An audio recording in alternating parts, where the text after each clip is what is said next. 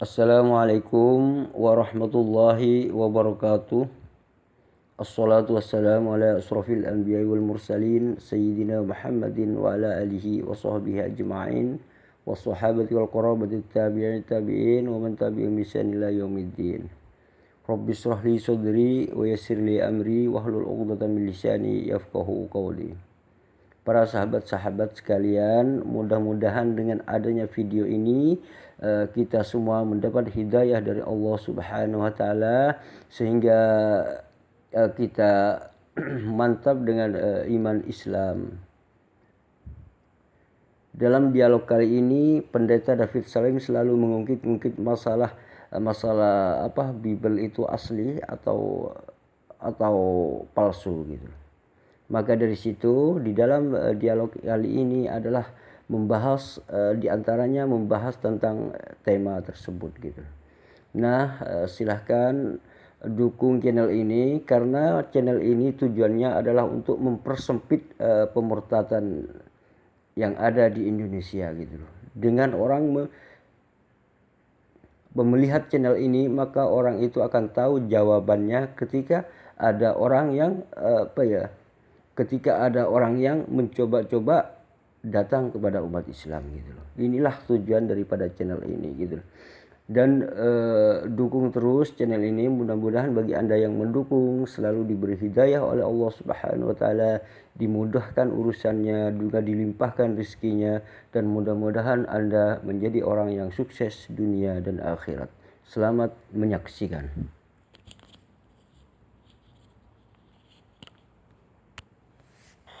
Ya makanya saya bilang ya muslim itu semua bodoh tuh begitu mas. Ya ngerti nggak sih? Kamu itu menyalahkan kitab suci Bible itu sudah dicampur aduk, tidak murni, sudah digonta-ganti kata-katanya. Ya sekarang saya tinggal nanya ya, mana yang aslinya? Karena Muhammad sendiri yang katanya dapat wahyu, dia membenarkan kitab-kitab terdahulu.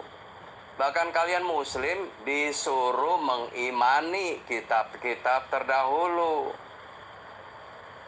Torah, Zabur, Injil, kamu harus beriman loh.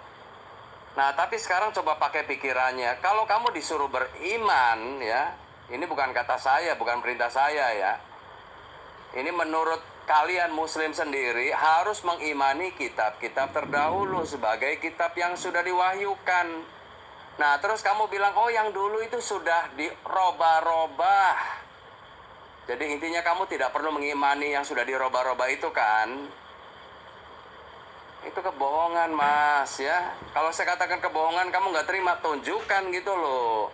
Ini loh, Kristen semua yang asli itu ini. Jadi aduh kalian tuh jangan cuma ngomong. Itu aduh bener-bener saya tuh kalau mau debat sama muslim terus terang masa itu mesti sabar gitu ya. Saya sebenarnya nggak mau ngebodoh-bodohin orang gitu loh. Tapi kok begini semua ini gimana sih? Ngerti nggak? Mulai dari sampean sampai yang lain-lain nih ya. Sama pernyataannya. Kitab Torah sudah dirobah-robah ya. Sudah dipalsukan, sudah ditahrif. Ini sudah dari sejak zaman dulu. Ngomong begini terus tapi nggak bisa ada buktinya. Ya nggak ada buktinya. Bahkan saya juga tidak ngerti ya, Muhammad itu membenarkan kitab-kitab terdahulu. Apakah dia itu sudah menyelidikinya? Apa dia sudah baca? Atau apa? Apa dapat wahyu juga membenarkan? Membenarkan yang mana kalau begitu? Karena isinya benar-benar berbeda sih gitu loh. Ya jelas ya, Torah dan Quran kalian tuh beda. Zabur apalagi, kamu gak ngerti apa-apa. Injil apalagi ya. Nih ya, di dalam Quran ya, aduh ini benar-benar mas. Coba kamu, ya makanya saya bilang pakai pikirannya ya. Quran mengatakan katanya Isa itu diberikan kitab Injil oleh Allah. Nah itulah mas ya, udahlah jangan pakai kata kebodohan ya. Itulah ketidakbenarannya ya. Karena Injil itu sebetulnya adalah artinya ya kabar baik. Ngerti nggak kabar baik? Kabar baik kenapa? Yesus yang adalah Tuhan itu sudah datang ke bumi ini menjadi manusia, merelakan dirinya untuk menjadi manusia. Kenapa dia menjadi manusia? Karena untuk menebus dosa sampean dan saya dan semua manusia gitu loh. Itulah Injil. Jadi bukan kitab. Aduh, kamu ngerti ya? Nah, nanti semua yang ada di jadi gini ya. Jadi semua ajaran Yesus itu kan disampaikan kepada para rasulnya kan, kepada para murid-muridnya kan. Itulah yang berupa Injil, ngerti? Jadi bukan Injil dari Allah terus plek disampaikan kepada Isa, nggak pernah ada. Nggak pernah ada, Mas. Kalau ada silakan sampaikan ya, apa yang kata Quran itu. Katanya Isa mendapatkan kitab Injil dari Allah itu. Yang mana coba? Nanti dengan ngawurnya kalian kan tunjuk, oh itu Injil Barnabas. Bodoh lagi, Mas. Terus terang, aduh kadang saya suka kayak orang banyak dosa jadinya ya kalau ngadepin muslim itu. Kok jadi ngebodohin orang terus. Tapi ya begitulah, yang palsu kalian bilang ini yang benar gitu loh. Yang benar malah kalian bilang ini sudah diroba-roba. Ya mana kalau begitu? Yang aslinya yang mana? Biar saya bisa bandingkan gitu loh. Tapi tidak pernah ada, Mas. Kamu tanya muslim sedunia dari zaman Muhammad pun sampai sekarang kumpulin orang-orangnya. Tanyakan mana yang dimaksud kitab Torah yang benar tuh yang mana. Coba. Boleh saya tantangin itu. Nggak pernah kan ada yang bisa, Mas. Karena itu hanya omong kosong saja. Ngerti nggak? Yang beda itu Quran berbeda dengan Torah. Yes, itu benar. Nah, kalau sudah beda, jangan kamu nuduh kitab orang lain yang diroba-roba dong. Oke, saya bilang kalau kamu jujur nih dari awal, kamu itu akan keluar dari kesesatan. Itu aja. Ya, terakhir saya bilang, kalau kamu pakai pikiran atau akalnya jalan, kamu sudah murtad dari lama. Sudah, beneran. Kamu baca dong Quran, kemudian kamu bandingkan dengan Torah zaman yang ada sekarang, yang sekarang dah. Yang kamu bilang palsu itu. Nih ya, sekarang gini ya, saya udah jelasin. Apa gunanya sih memalsu kitab suci? Ya, apa gunanya? Bahkan sampai hal-hal yang nggak ada gunanya pun, ya menurut saya itu tidak terlalu penting lah ya. Misalnya Adam diciptakan di surga, Adam diciptakan di bumi, itu kan nggak terlalu penting sebetulnya buat kita, bener nggak? Tapi itu aja udah beda gitu loh. Nah terus kamu mau menuduh bahwa Adam yang diciptakan di bumi itu sudah diroba-roba. Yang bener di surga. Coba gitu loh, pikir. Apalagi kalau Allah sudah memerintahkan para malaikat menyembah Adam. Ciptaan disuruh menyembah ciptaan. Yang memerintahkan Allah, ini gimana sih gitu loh. Apakah Allah mengajarkan syirik untuk menyembah ciptaan dengan ciptaan? Nah ini syirik, benar-benar. Tapi kalian nggak ngerti-ngerti gitu loh. Malah menuduh kitab Taurat yang sekarang udah dipalsukan lagi. Yang benar mana yang di Quran? Allah menciptakan Adam di surga gitu. Adamnya disembah oleh para malaikat gitu maunya. Itu syirik namanya. Yang memerintahkan siapa? Allah. Kalian itu benar-benar loh, Mas. Kalian itu malah menista Allah sendiri. Sadar nggak sih gitu loh? Sadar nggak Allah itu memerintahkan syirik? Coba. Para malaikat disuruh menyembah Adam. Apaan ini gitu loh? Tidak akan pernah ada. Itu syirik namanya. Mana ada perintah Allah? Manusia disuruh menyembah manusia? Tidak ada ya. Kalian aja yang selalu suka salah ya. Nanti Yesus katanya manusia disembah. Orang Nasraninya malah yang dikatakan syirik. Yesus itu Tuhan gitu loh. Kalian aja nggak ngakuin. Makanya belajar dulu gitu ya sebelum kamu ngomong. Ngerti nggak? Kamu pelajari baik-baik ya. Pakai akal budinya pakai. hatinya juga dibuka, ya kan? Nanti kamu akan ketemu kebenaran. Ya. Kamu baca baik-baik ya Quran sampean. Kamu waktu menjelaskan Quraisy juga begitu ya. Udah jelas-jelas Muhammad menunjuk kepada pemilik rumah ini. Terus kamu jawabnya, oh Allah itu kan rumahnya bisa di mana-mana. Itu benar ya. Tapi dalam hal ini tafsir kamu itu salah ya. Walaupun saya bukan muslim, saya salahin lah sudah dah. Itu udah jelas banget kok. Muhammad sedang berbicara dengan orang Quraisy. Itu kan sukunya kan. Waktu Muhammad masih di Mekah. Artinya Muhammad waktu itu pengikutnya masih sedikit. Jadi dia bilang ke suku Quraisy-nya begitu, ya kamu kan sering bepergian baik di musim panas maupun di musim yang lain ya. Kamu mendapat makanan, dapat perlindungan.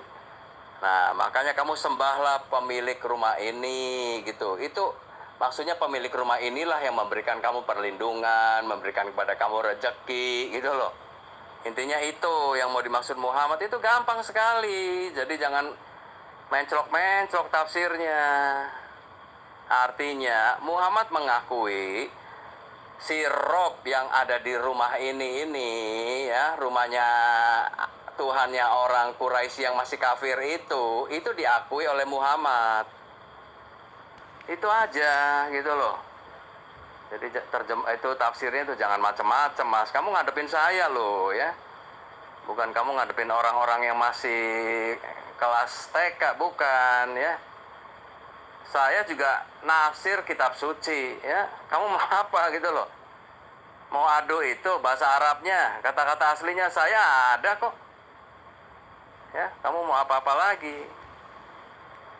Cuma saya tidak mau pakai tafsir yang model-model itu tuh, Jalalain lah, Ibnu Katsir lah. Ya itu kan tafsirnya dia ya. Kalau dia bisa nafsir, saya juga bisa gitu loh. Tapi saya juga tidak ngawur, Mas. Tidak boleh ngawur nafsir kitab suci itu. Ya, sampean juga nafsir kan? Itu ngawur juga sampean. Udah jelas-jelas menunjuk pemilik rumah ini, kamu bilang Allahnya juga bisa ada di mana-mana. Nah, terus yang di An-Naml itu juga hampir sama ya. Intinya Muhammad itu diutus hanya untuk negeri ini, yaitu Arab. Ya kan? Udah jelas itu. Terus bagaimana mungkin tahu-tahu Muhammad jadi nabi untuk seluruh dunia? Siapa sih yang ngangkat? Orang Muhammadnya sendiri ngaku dia untuk negeri ini, kok tahu-tahu jeleng bisa ke seluruh dunia. Ke seluruh dunia, Mas, itu lewat jalur perang, ngerti nggak? Jadi kamu jangan ya, kalau ngomong sama saya tuh ya mesti banyak pengetahuannya ya, sejarah juga kamu harus nguasain. Kalau enggak kamu cuma berdasarkan apa kata ustadz, ulama ya, nggak nyelidikin sendiri. Ya kalau saya sama Islam yang nyelidikin, yang ngomong ya semuanya kelihatannya bagus gitu loh. Pelajarilah dari sumber yang lain juga, nanti dicocokin aja ya. Jadi saya juga tidak mau diantara umat yang berbeda iman ini saling fitnah. Saya tidak mau fitnah, tidak. Saya sudah baca, saya sudah belajar. Memang Islam itu pada awal Muhammad waktu di Madinah nih ya, itu dilakukannya dengan perang.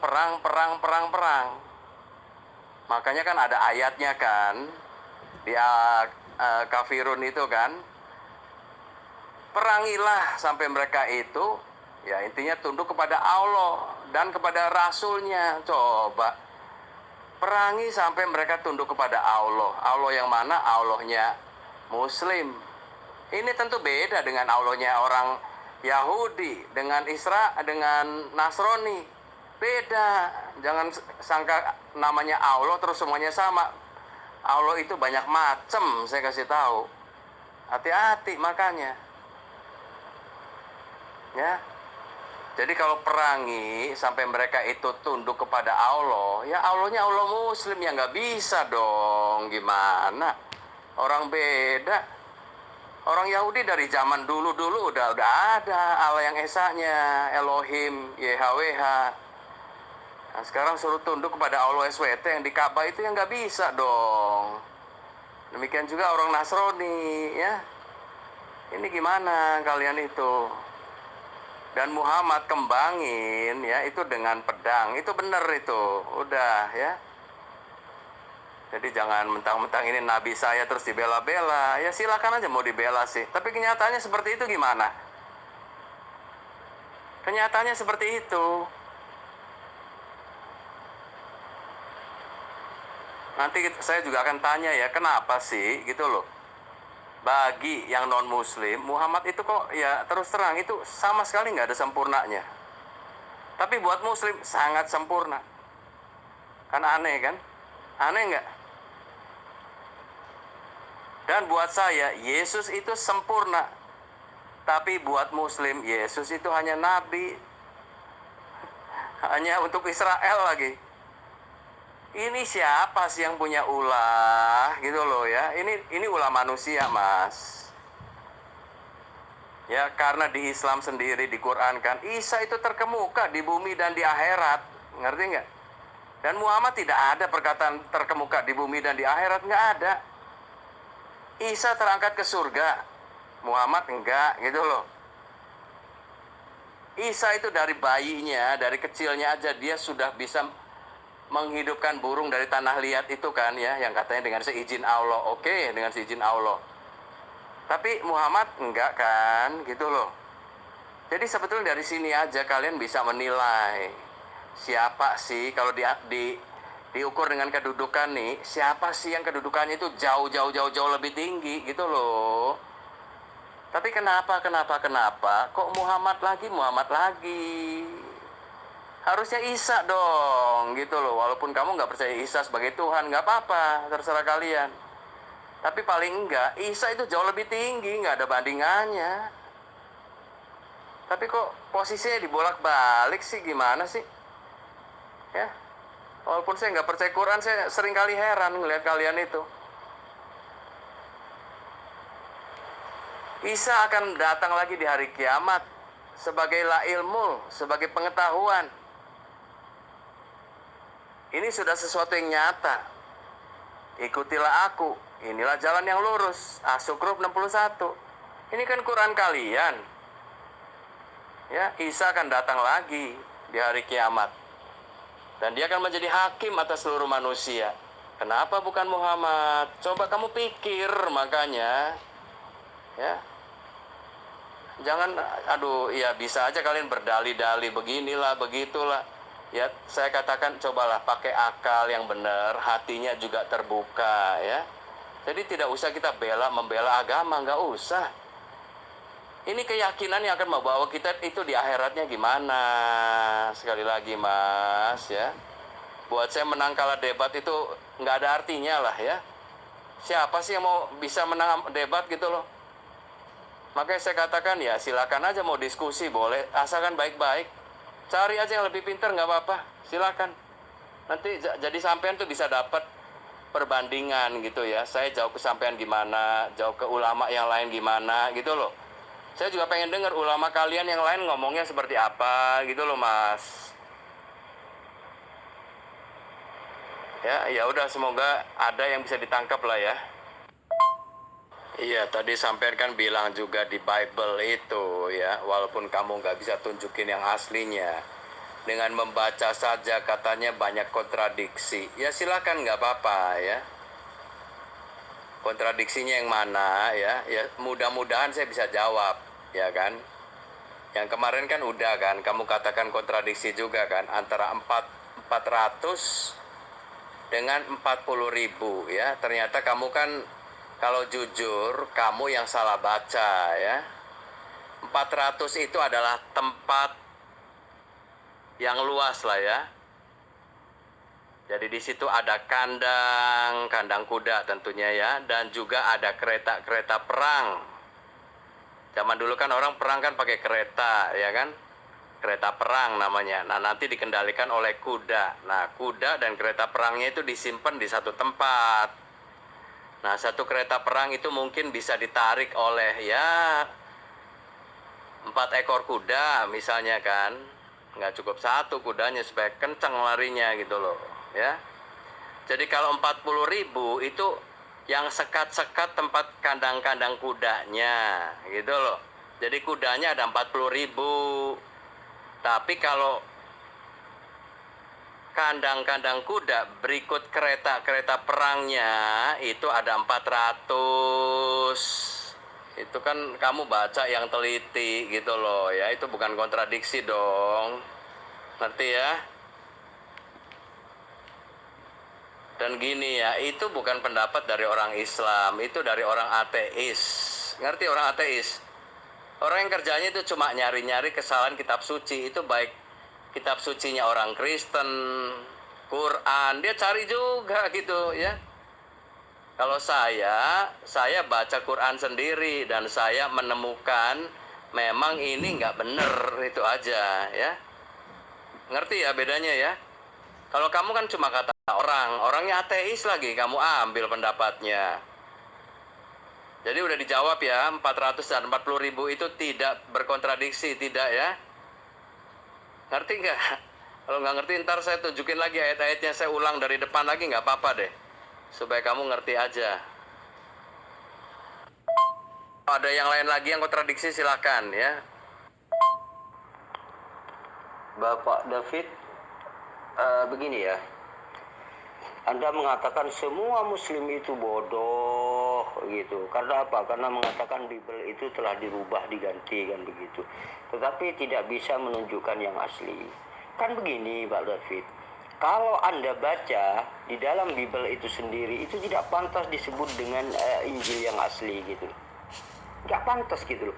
Padahal kan Lukas itu sendiri sebenarnya siapa sih? Rancu gitu loh. Rancu di dalam Bible itu sendiri gitu loh. Bahkan banyak ayat-ayat yang dirubah.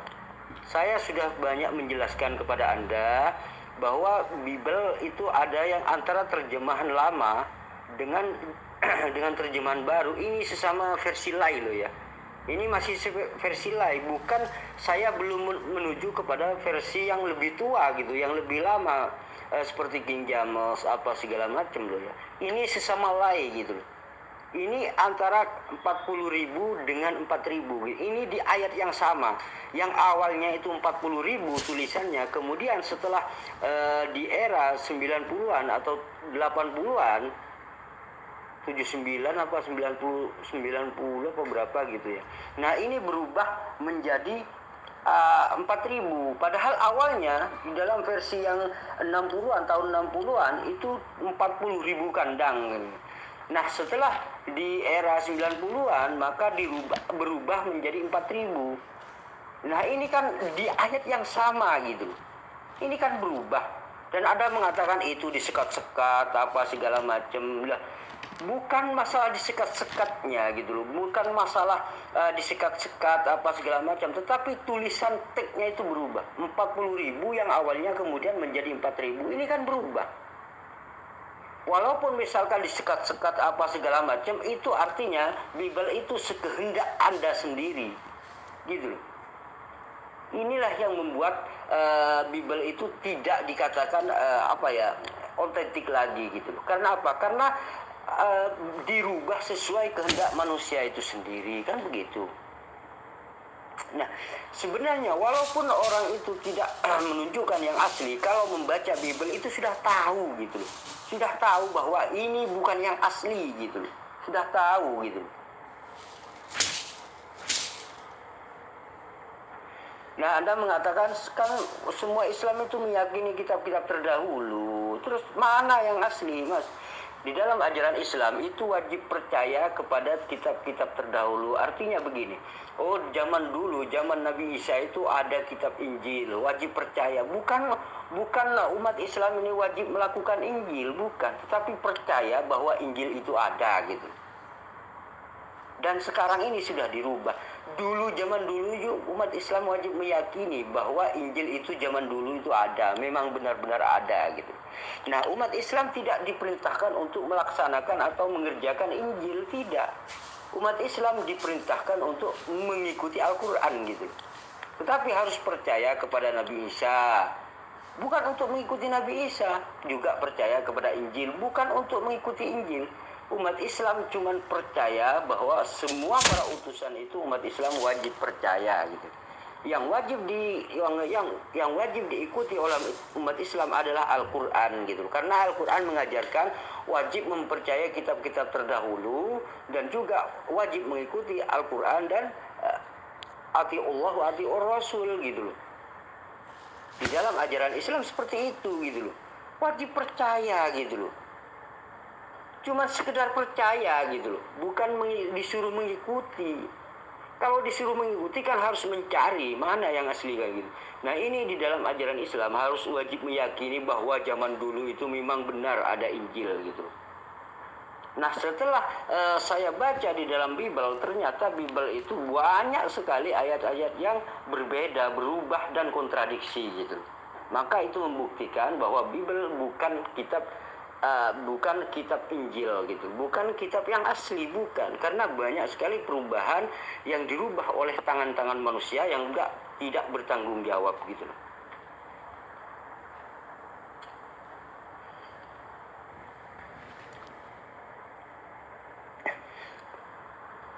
Pak David, begini ya, Anda mengatakan apakah Nabi Muhammad SAW sudah membaca dan menyelidiki kitab-kitab terdahulu seperti Bible? Begini Pak David, Nabi Muhammad SAW tidak pernah membaca kitab apapun. Nabi Muhammad SAW tidak pernah membaca atau menulis kitab apapun gitu. Tidak pernah. Nabi Muhammad SAW itu hanya menerima wahyu dari Allah Subhanahu wa Ta'ala Al-Quran ini gitu. Karena apa? Karena Nabi Muhammad SAW itu tidak bisa membaca dan menulis gitu. Nah, kenapa Al-Quran ini diturunkan kepada orang yang tidak bisa membaca dan menulis? Agar orang-orang seperti Anda ini bisa cepat percaya gitu.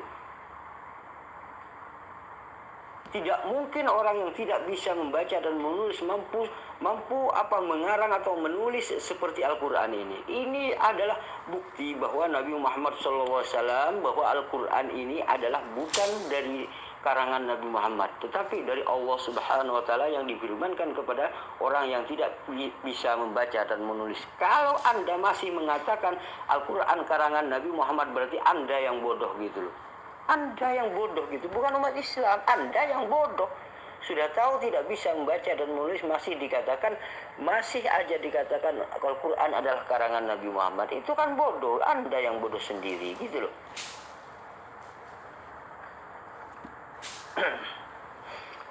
Pak David, Anda mengatakan kitab Injil itu sebagai kabar baik. Semuanya itu sama. Setiap kitab suci, termasuk Al-Quran pun, itu adalah kabar gembira bagi orang yang mengikuti gitu. Al-Quran juga adalah merupakan kabar gembira bagi orang-orang Islam gitu.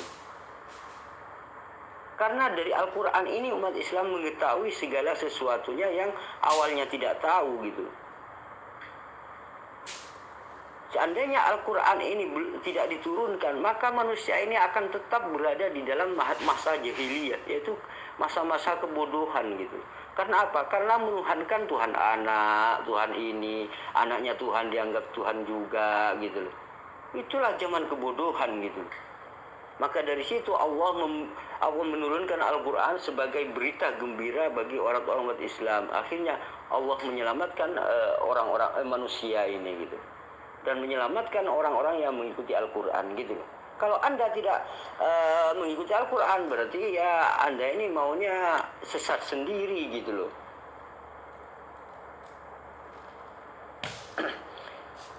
Anda selalu menyinggung Yesus itu datang untuk menebus dosa, kan begitu, Mas David. Tidak ada konsep penebusan dosa itu di dalam ajaran para nabi, itu tidak ada. Penebusan dosa itu hanya ada di dalam Romawi. Ketika ditumbal menebus dosanya, itu ajaran ajaran pagan gitu. Bahkan di dalam Romawi itu kalau misalkan ingin dosanya ditebus, maka dia itu harus membunuh manusia gitu. Artinya harus ada yang ditumbalkan setiap tahunnya, dan itu pas di hari Minggu gitu dilakukan. Itu Romawi gitu. Makanya Yesus ini dikatakan tumbal oleh kepercayaan Romawi ini gitu. Ini Trinitas itu sebenarnya terkontaminasi oleh budaya-budaya Romawi dan Yunani gitu.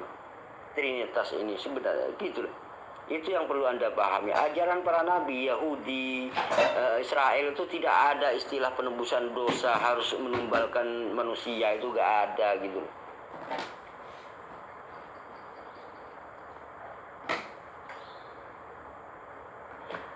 Mas David, Anda mengatakan Injil itu bukan dari Allah, tetapi dari Nabi Isa, kemudian diberitakan kepada kaumnya, kan begitu Anda. Begini Mas David, Injil itu adalah firman Allah kepada Nabi Isa, kemudian Nabi Isa menyampaikan kepada kaumnya. Itu Injil dari Allah semuanya gitu. Kalau Anda mengatakan Injil bukan dari Allah, artinya Injil itu hanya pengajaran Yesus, itu disitulah kebodohan Anda sendiri gitu. Disitulah ketidaktahuan Anda. Padahal kalau saya baca Bible, di situ sangat jelas gitu. Yesus menerima firman dari Bapa. Apa yang kata Yesus menurut Yesus? Apa yang Bapa firmankan kepadaku telah aku sampaikan semuanya kepada kamu, kata Yesus.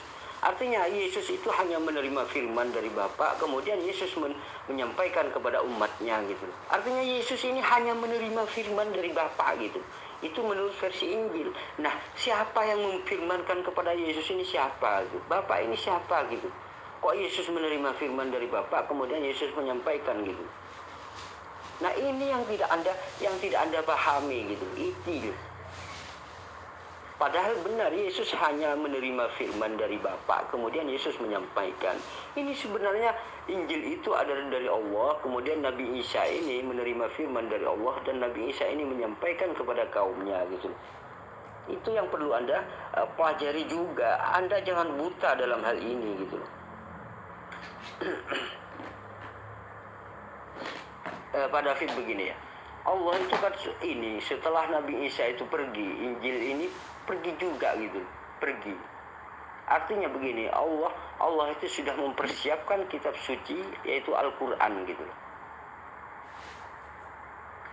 Allah ini sudah mempersiapkan Al-Qur'an, makanya kalau aku tidak pergi, maka utusan yang akan datang itu tidak akan datang gitu. Makanya setelah Injil ini pergi, Nabi Isa itu pergi, maka Al-Quran dan Nabi Muhammad SAW itu datang gitu. Karena memang dipersiapkan, dan Allah tidak pernah berjanji untuk menjaga Bible, tidak. Kenapa? Karena Allah sudah menyiapkan Al-Quran gitu. Nah, setelah Al-Quran ini, maka Allah berjanji akan menjaga keautentikan Al-Quran ini sendiri gitu. Itu yang perlu Anda pelajari. Jangan ngawur Anda ini, jangan fobia.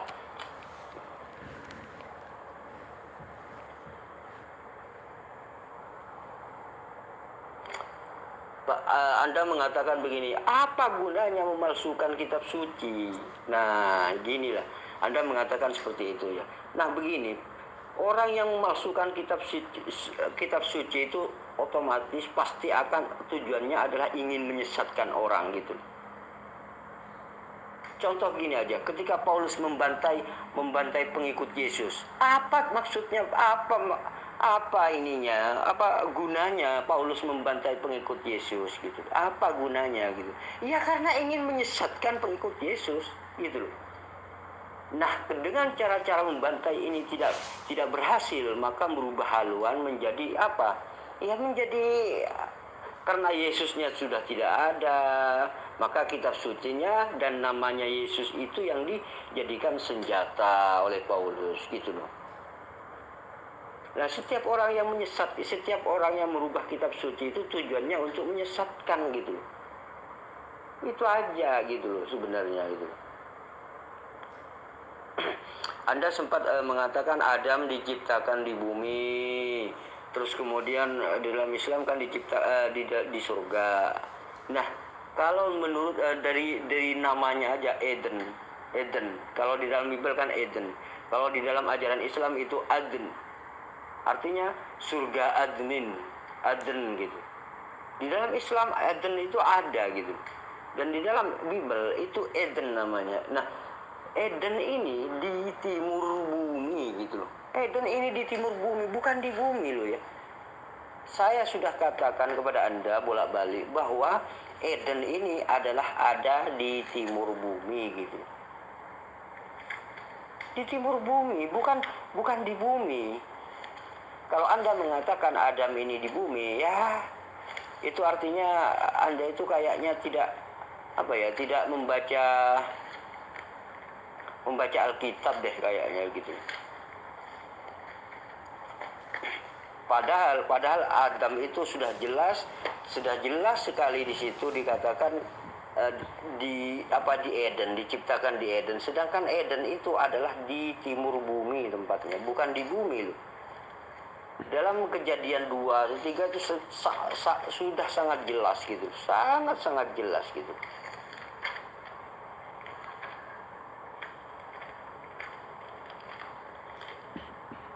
Tuhan itu di dalam Kejadian 2 itu ya, Tuhan itu membuat taman di Eden di sebelah timur bumi.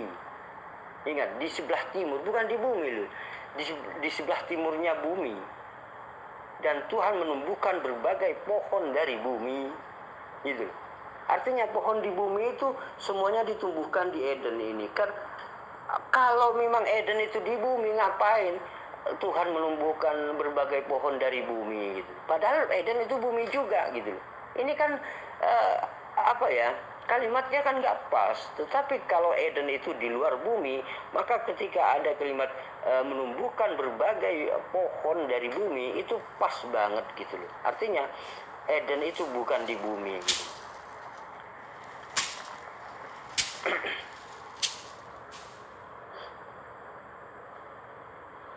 Nah, bahkan di dalam Kejadian 3 itu juga disebutkan Tuhan mengusir Nabi Adam ini dari Eden ke bumi ini gitu.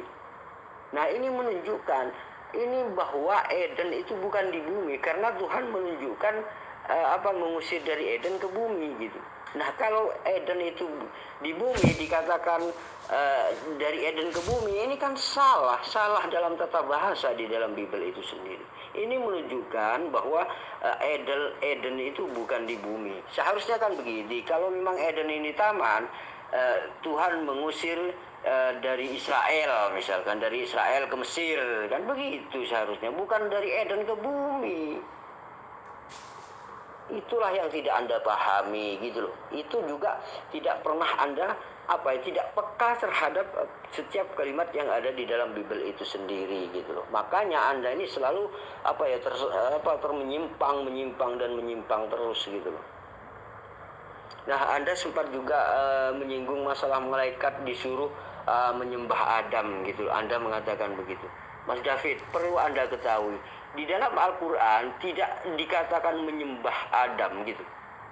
Malaikat tidak disuruh menyembah, tetapi disuruh sujud gitu. Anda harus tahu perbedaan sujud dengan menyembah gitu. Ini kalimat sederhana ini aja Anda gak mampu memahami gitu. Terus bagaimana Anda mau mempelajari Al-Quran gitu? Jangan suka merubah-rubah apa yang ada di dalam Al-Quran. Di dalam Al-Quran itu tulisannya fasajadu, sujud gitu. Nah, sujud ini bukan berarti menyembah gitu. Ada kalanya sujud itu karena menghormati. Ada kalanya ya karena menyembah. Ini ada dua makna kalau sujud. Tetapi kalau sudah dikatakan sujud, tetapi kalau sudah dikatakan menyembah, ya itu baru boleh menyembah. Di dalam Al-Quran ini tidak dikatakan menyembah, tidak, tetapi sujud. Fasajadu illa iblis. Maka malaikat itu bersujud kecuali iblis yang tidak sujud gitu. Nah, ini sujud penghormatan namanya gitu. Artinya gini aja ya, ibarat ada seorang raja misalkan gitu. Oh, maka rakyatnya itu bersujud kepada raja itu gitu. Bukan berarti rakyat itu menyembah raja itu. Sujud sebagai sujud penghormatan kepada seorang raja gitu. Sehingga orang-orang itu kalau membungkukkan kepala gini, membungkukkan kepala kepada seorang menandakan bahwa orang itu adalah menghormati orang itu gitu. Membungkukkan kepalanya gitu. Membungkukkan, menundukkan kepalanya, ini bertanda bahwa orang itu adalah menghormati orang yang dia di depannya gitu. Bukan berarti menyembah gitu loh. Ini yang tidak, kalimat sesederhana ini aja Anda tidak mengerti gitu. Padahal ini kalimatnya sangat sederhana. Kalau menyembah itu di dalam Al-Qur'an fa'buduni gitu loh. Maka sembahlah aku gitu. Fa'budu. Maka itu menyembah. Tetapi kalau fasajadu itu artinya bersujud, sujud penghormatan gitu. Ini mempunyai dua makna. Ada sujud ini karena menghormati, ada sujud karena menyembah gitu. Ini bukan apa ya? Bukan berarti menyembah semua. Anda ini cuman apa ya? Gak tahu tapi sok tahu gitu loh. Anda ini kan cuma umat terjemahan. Makanya saya mengatakan Anda ini karena Anda ini hanya sekedar umat terjemahan yang gak tahu apa-apa, Anda tidak mampu membedakan antara fasajadu dengan fa'budu gitu loh. Ya gak tahu Anda gitu loh. Pusing Anda kalau saya jelaskan seperti itu gitu loh. Karena memang Anda gak tahu, dasarnya itu nol Anda ini gitu loh. Nol. Ilmu Anda itu masih nol gitu. Karena Anda tidak karena Anda tidak tahu perbedaan antara fasajadu dengan fa'budu gitu. Padahal di situ malaikat itu disebut fasajadu, sujud kepada Adam, sujud penghormatan gitu. Allah memerintahkan malaikat itu untuk menghormati Adam gitu. Hanya iblis karena sombong iblis ini, maka iblis tidak mau menghormati Adam gitu. Nah, Anda mengatakan, oh itu mengajarkan syirik gundulmu dah. Orang Anda ini bodoh nol di dalam ajaran Islam kok syirik katanya. Anda ini kan gak tahu antara fasajadu dengan fa'budu. Itu gak tahu Anda gitu. Kalau umat Islam ini kan sudah membaca berulang-ulang, terus teks aslinya dibaca, terus terjemahannya juga dibaca, gitu itu di dalam Islam. Anda kan cuma umat terjemahan, jadi Anda linglung sendiri gitu loh. Ya wajar kalau Anda itu muter gitu ya, gak apa wajar karena Anda memang nol pengetahuannya gitu.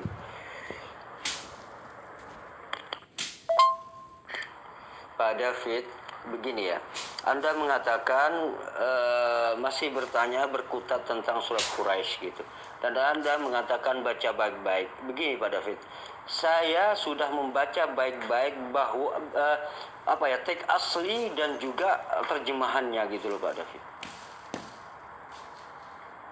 Saya juga membaca teks asli dan terjemahannya ini membaca berulang-ulang gitu loh Pak. Nah, sedangkan Anda kan nggak tahu. Anda ini kan sebagai umat terjemahan gitu. Bahkan di dalam kitab Anda sendiri itu hanya terjemahan yang diterjemahkan kembali. Salinan disalin kembali itu adalah Bible. Tetapi kalau Al-Qur'an berbeda gitu loh. Al-Qur'an ini diterjemahkan ke dalam bahasa apapun, teks asli harus diikutkan dan setiap muslim harus mengetahui atau bisa membaca teks asli daripada Al-Qur'an ini. Agar apa? Agar tidak agar tidak ada kesalahan di dalam terjemahan. Sehingga apa? Orang Islam ini kalau mengetahui teks aslinya, maka melihat terjemahannya itu sudah tahu gitu loh. Nah, saya sudah baca di sini kan ini Nabi Muhammad SAW ini menegur orang-orang Quraisy kan begitu ya. Orang-orang Quraisy ini dikatakan kafir gitu. Kafir Quraisy gitu. Karena dia itu menyembah berhala gitu. Kan begitu. Artinya ketika orang kafir itu ditegur oleh Nabi Muhammad, orang musyrik, jangan menyembah berhala, sembahlah Tuhan pemilik rumah ini. Pemilik. Dan Anda sering mengatakan Tuhan yang berada di rumah ini. Anda selalu mengatakan begitu. Padahal di situ adalah pemilik rumah ini gitu. Nah, orang-orang Quraisy itu tahu bahwa yang disebut Ka'bah itu sejak dari zaman dulu gitu loh. Bukan bikinan Quraisy ini Ka'bah ini gitu loh. Quraisy belum ada, Ka'bah sudah ada gitu loh. Suku Quraisy ini belum ada, Ka'bah ini sudah ada gitu. Dan orang-orang Quraisy walaupun kafir itu percaya bahwa Ka'bah ini adalah peninggalan atau direnovasi atau dibangun, ditinggikan oleh Nabi Ibrahim. Termasuk adalah disebut dengan peninggalan Abraham gitu. Karena apa?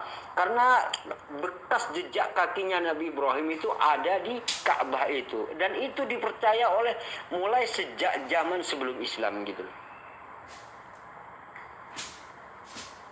Nah, ketika ada orang-orang, setelah ada orang-orang Quraisy, dia itu kan disebut kafir oleh Nabi, oleh Al-Qur'an, oleh Islam. Kenapa? Karena dia itu menyimpang atau menyembah selain daripada Allah gitu. Nah, kemudian setelah Islam ini datang, maka hei orang-orang kafir Quraisy, kamu jangan menyembah berhala, kamu jangan menyembah berhala, tapi sembahlah pemilik rumah ini. Artinya sembahlah Allah gitu, pemilik rumah ini gitu. Sedangkan orang-orang Quraisy ini menyembah anak disebut, pokoknya wis amburadul gitu, berhala semua yang disembah oleh orang Quraisy. Makanya disuruh menyembah Allah pemilik rumah ini gitu loh. Nah, ibarat gini aja Pak David, gini. Saya sudah memberikan contoh gini. Ibarat gini ya. Saya ini kan Islam. Anda ini kan Kristen gitu loh ya. Nah, ketika misalkan gini, Anda ini berada di Surabaya gitu. Sedangkan Surabaya itu milik saya misalkan gitu.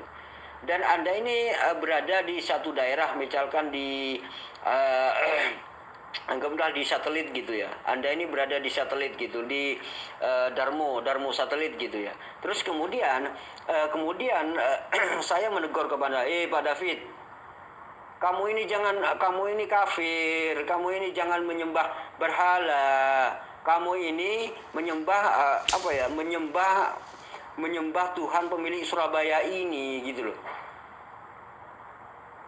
Nah, apakah karena saya menegur Anda yang demikian, kemudian Anda mengira saya ini menyembah Tuhan Anda gitu loh? Ya tidak gitu loh Pak Rafi. Anda ini dikatakan saya kafir oleh saya. Pak David, Anda ini kafir, sudah menyimpang, Anda ini menyembah berhala gitu loh. Sembahlah Tuhan pemilik Surabaya ini gitu loh. Kan begitu. Padahal Tuhan itu pemilik, sudah tahu, semua orang sudah tahu. Saya ini mengetahui bahwa Tuhan itu pemilik alam semesta ini. Anda juga tahu Tuhan itu adalah pemilik alam semesta ini gitu. Tetapi ketika saya mengatakan, Pak David, Anda ini tinggal di Surabaya, Anda ini sudah enak, dijamin oleh Allah kehidupannya menjadi orang Surabaya. Kenapa Anda kafir gitu? Kenapa Anda kafir? Anda jangan kafir begitu. Anda jangan menyembah berhala. Sembahlah Allah yang memberi keistimewaan pada orang Surabaya gitu. Nah, kalau begitu apakah saya ini menyembah Tuhan Anda? Logika Anda itu di mana gitu. Ya begitu juga dengan Nabi Muhammad. Ketika Nabi Muhammad SAW menegur orang Mekah, ya seharusnya Anda tahu, sama seperti ketika saya menegur orang Surabaya, orang Darmo satelit, maka saya mengatakan, David, jangan menyembah berhala kamu ini, sembahlah yang mempunyai Surabaya, yang mempunyai alam semesta ini gitu. Karena di dalam An-Naml Anda mengatakan juga An-Naml Tuhan negeri ini gitu loh. Dan di situ kan dijelaskan juga walahu kullu syai'in, segala sesuatu itu milik Allah, timur dan barat, utara dan selatan, atas dan bawah, semua alam semesta ini milik Allah gitu loh.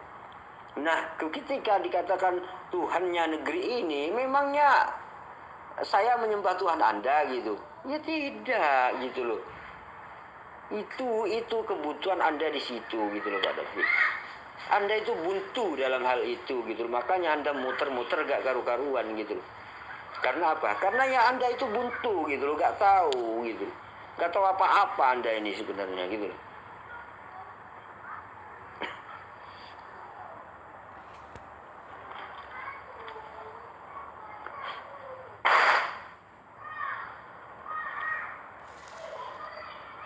Nah, itulah Anda sering mengatakan begini, jangan nafsir keliru gitu. Nah, sebenarnya yang keliru ini siapa sih gitu. Anda ini kan nggak tahu bahasa aslinya, makna daripada kalimat aslinya itu Anda nggak tahu. Anda ini kan cuma sebatas umat terjemahan. Misalkan gini ya, misalkan ada kesalahan terjemah, Anda ini nggak tahu apa-apa. Gitu loh. Nggak tahu apa-apa, Anda ini nggak bisa akan membenarkan itu, nggak bisa. Mengoreksi itu nggak bisa Anda ini. Nah kalau umat Islam kan begini, umat Islam ini mengetahui, memahami teks aslinya, bahkan ada yang banyak jutaan manusia itu hafal teks aslinya. Ketika ada kesalahan di dalam terjemah, maka umat Islam yang lainnya ini akan protes gitu loh. Karena apa? Karena menguasai teks aslinya gitu. Kalau Anda kan beda. Kalau misalkan terjemahannya, karena di dalam Bible itu kan gini, salinan disalin kembali hingga ratusan kali bahkan mungkin ribuan kali ya, salinan salin kembali, salinan disalin, terjemahan diterjemahkan kembali, terjemahan diterjemahkan kembali, ratusan kali diterjemahkan begitu. Nah kalau ada kesalahan terjemah, Anda ini pasti nggak bisa untuk mengoreksi, nggak bisa Anda ini gitu. Karena apa? Karena hanya berdasarkan terjemahan yang diterjemahkan kembali gitu loh.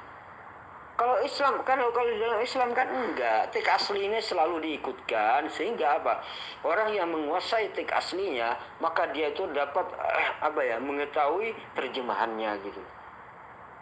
Nah kalau salah maka terjemahan ini akan disalahkan oleh umat-umat Islam yang lainnya, akan diprotes gitu, karena tidak sesuai dengan teks aslinya gitu. Nah kalau Bible beda, yaitu gitu loh. Terjemahan mau salah mau kagak, yang penting ya itu gitu. Namanya terjemahan salinan, cuma disalin kembali dari ratusan kali disalin gitu. Ya amburadul lah gitu.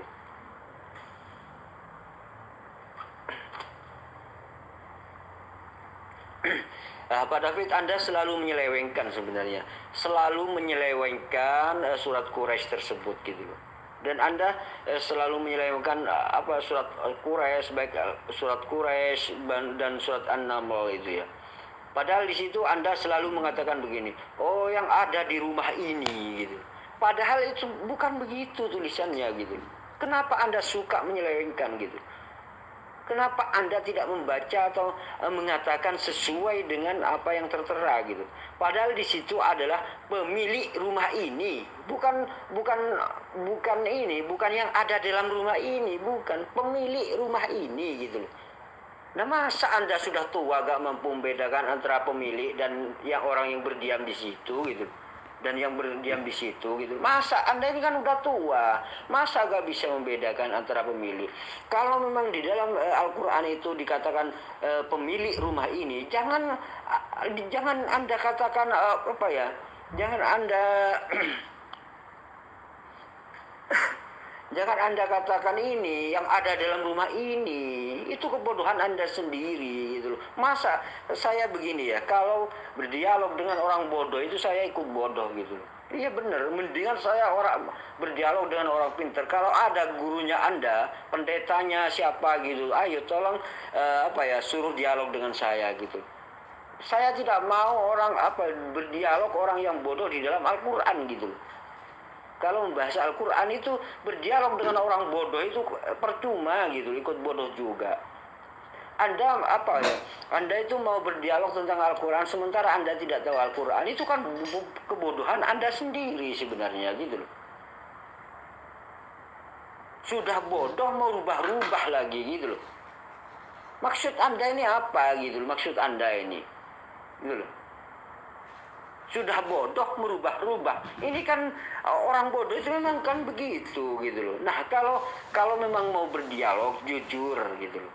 Kalau memang di situ di situ adalah pemilik rumah ini, ya katakan pemilik. Jangan selalu mengatakan berdiam di rumah ini, di dalam rumah ini, itu segala macam gitu loh. Dan Anda sering mengatakan pemilik rumah ini gitu. Itu pemilik, bukan yang ada dalam rumah ini. Itu kan sudah berbeda konteks kalau sudah begitu. Dan saya ini bukan seperti Sa'diyah segala macam. Sa'diyah itu kan memang kadal, kafir dari lahir, cuman ngaku-ngaku muslim, ngaku-ngaku murtadin gitu. setelah di seleksi atau setelah diteliti sama teman-teman itu, ternyata dia itu memang dia itu memang Cina yang kafir dari lahir, cuman ngaku-ngaku mantan muslim gitu aja. Cuman gaulnya itu mungkin sering ketemu sama Islam, sering ngumpul sama orang Islam, sehingga dia itu mau ngaku-ngaku mantan muslim gitu. Tetapi kalau lihat nama aslinya Yiri siapa gitu loh, ya, lupa saya namanya. Nah itu dia. Seperti itulah kelicikan seperti itulah yang sering teman-teman Anda lakukan gitu loh. Itu semua untuk manipulasi, termasuk Anda. Anda ini kan merubah terjemahannya aja. Untung saya mengetahui teks aslinya. Kalau tidak ada teks aslinya, mungkin kalau hanya berdasarkan terjemahan aja seperti kebiasaan orang-orang Kristen, ya mungkin orang itu banyak tertipu gitu loh dengan Anda gitu. Karena Anda terbiasa merubah sesuatu itu gitu. Kalau tidak sesuai dengan keinginan Anda, maka terjemahan itu dirubah sama Anda gitu. Itu kebiasaan Anda di dalam menafsirkan Bible gitu loh. Makanya jangan dibawa ke Al-Quran. Al-Quran ini kalau memang di situ tertulis pemilik rumah ini, jangan dirubah menjadi yang berdiam di dalam rumah ini gitu loh. Itu kan sudah berbeda konteks gitu. Nah, kebiasaan itu jangan dibawa ketika Anda membaca Al-Quran gitu loh. Biar kelicikan Anda ini tidak terbongkar gitu loh. Kan gitu. Karena Al-Quran ini lengkap dengan teks aslinya. Walaupun terjemahan dirubah bagaimanapun, Al-Quran ini tetap ketahuan kalau terjemahan itu dirubah gitu. Karena apa? Karena ada teks asli daripada Al-Quran itu sendiri. Gak mungkin bisa dirubah gitu. Dan teks asli ini dihafal oleh jutaan umat Islam gitu. Ini yang tidak bisa dirubah oleh siapapun gitu.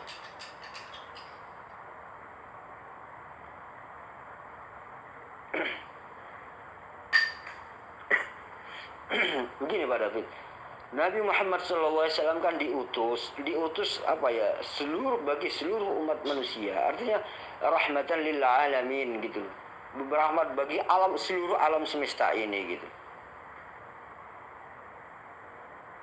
Itu Nabi Muhammad SAW itu diutus untuk seluruh umat manusia.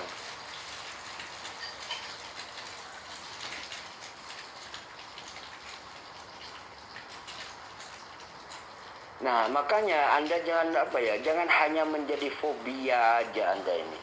Anda ini jangan suka merubah-rubah kitab suci gitu loh. Seperti kebiasaan Anda di dalam menafsirkan Bible, jangan. Kalau Anda membaca Al-Quran, jangan baca sesuai teks aslinya gitu loh. Sesuai teksnya itu baca gitu loh. Jangan suka merubah-rubah gitu loh. Seperti kebiasaan Anda di dalam gereja gitu, jangan gitu loh. Kalau memang teksnya begitu, ya baca seperti itu gitu loh. Jangan suka mempleset-plesetkan Al-Quran Anda ini gitu loh.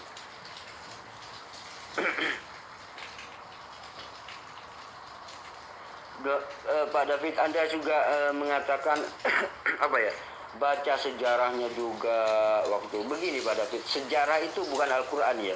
Ingat, sejarah Nabi Muhammad atau sejarah Islam itu bukan Al-Quran, tetapi itu hanya sejarah dan ditulis oleh para sejarawan kan begitu.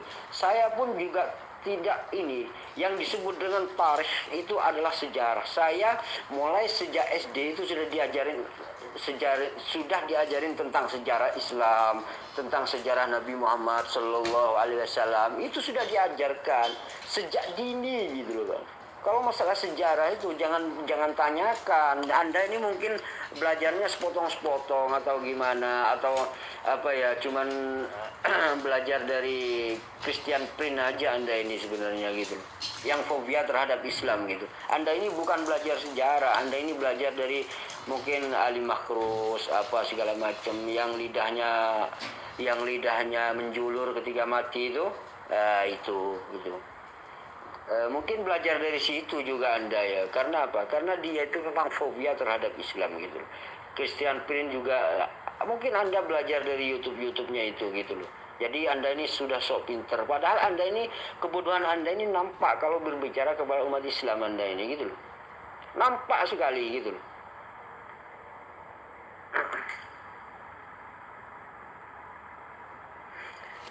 Di dalam, kalau Anda mengetahui ketika Nabi Muhammad SAW Anda mengatakan, oh Islam itu disebarkan dengan pedang apa segala macam. Sudah saya katakan bolak-balik kepada Anda. Di dalam ajaran Islam, di dalam itu dilarang memerangi orang yang tidak memerangi gitu. Dilarang gitu. Bahkan Nabi Muhammad SAW menegaskan, barang siapa yang mengganggu kafir yang tidak mengganggu atau kafir dhimmi, dia itu sama saja mengganggu saya, kata Nabi Muhammad SAW. Coba Anda bayangkan ini. Kalau ada umat Islam mengganggu orang kafir yang diem, yang tenang-tenang aja, yang diam-diam aja, itu sama saja mengganggu Nabi Muhammad SAW. Ini penegasan dari Nabi Muhammad gitu loh. Nah, kalau misalkan Islam itu ketika melawan, berperang, ya memang karena ada orang yang mengganggu Islam gitu. Di Madinah itu kan awalnya sekelompok kecil orang Islam ini. Ini selalu di Mekah diganggu. Sampai ke Madinah akhirnya setelah awalnya itu disambut dengan baik gitu. Kemudian lama-lama orang-orang kafir ini tidak terima. Akhirnya apa? Dia itu selalu mendiskreditkan umat Islam. Dan selalu kalau ada orang Islam yang lemah disiksa sampai habis-habisan. Akhirnya apa? Akhirnya umat Islam melawan gitu. Karena apa?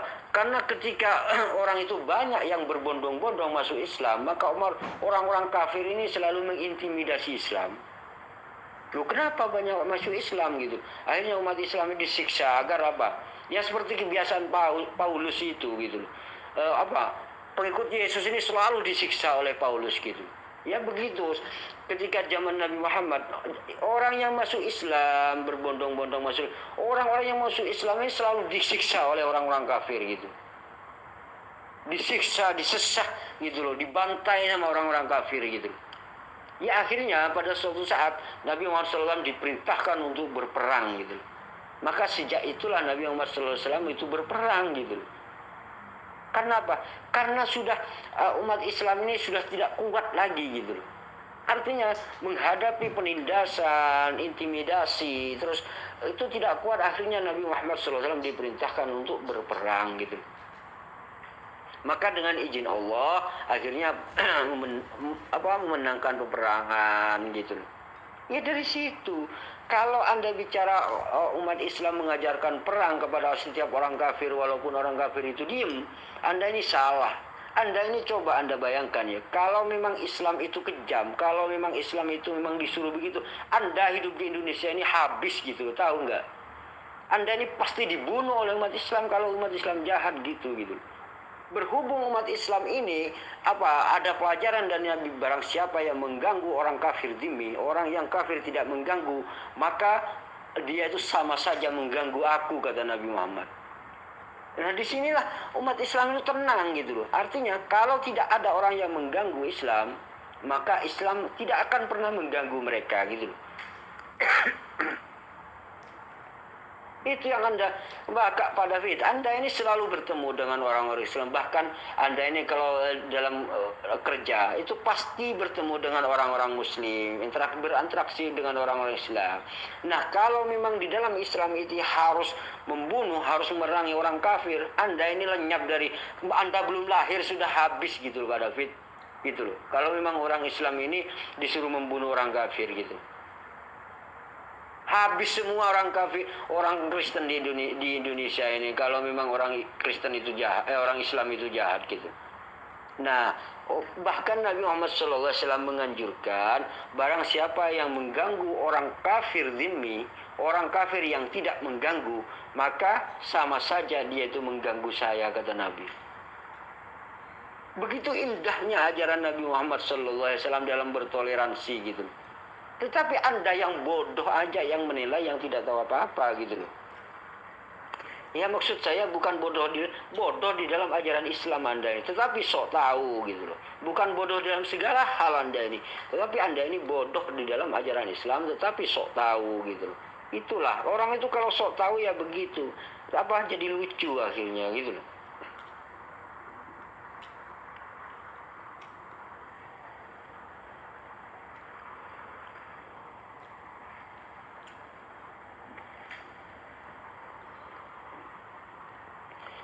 Nah, Anda mengatakan perangilah, apa segala macam gitu. Anda mengatakan begitu.